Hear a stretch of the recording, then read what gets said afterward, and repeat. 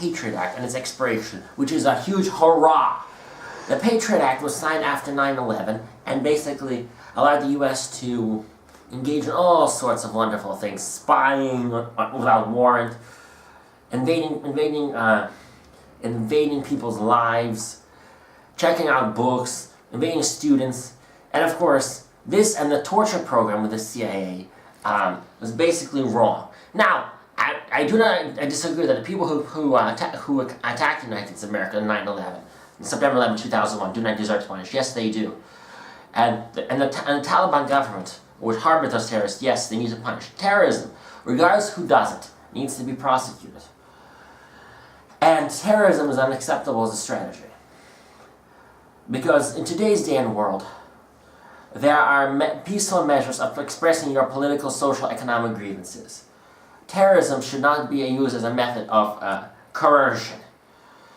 And that's why and of course, any state that resorts to terrorism to propagate its views, such as Syria, such as North Korea, such as Sudan, also need to be sanctioned by the international community.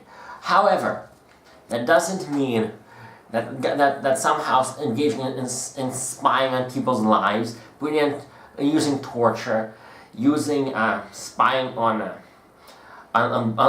books people read, or military spying on civilians is the right way to stop terrorism.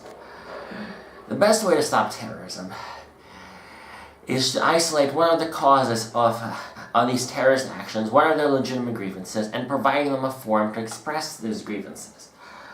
And that way, you won't have to spend trillions of dollars on engaging in wars. Now, this might sound like negotiating terrorists. It's not. It's basically trying to, what's the word I'm looking for? Trying to provide an open dialogue, not negotiation. There's a difference. Negotiation is based on acquiescing into their demands. But open dialogue is basically trying to explain both sides. This is in fact how apartheid ended in South Africa, through an elaborate, complex dialogue. Otherwise it could have gone to civil war and genocide, a racial civil war, like in Rwanda, like in Yugoslavia. And it's what happened with terrorism. These terrorists have grievances which they don't think that they can resolve in the current political system.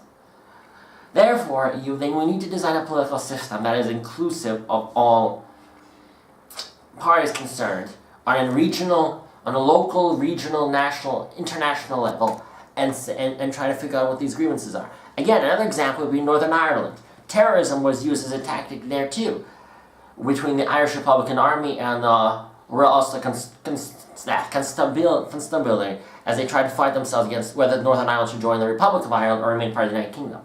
And of course, there was an elaborate dialogue between, first phase was, I already made the video on the subject, so I'm not going to go deep into detail on the subject, actually. So, spying on people, spying on telephone calls, using torture, these are not the ways you fight terrorism. And therefore, I offered a menu of other alternatives.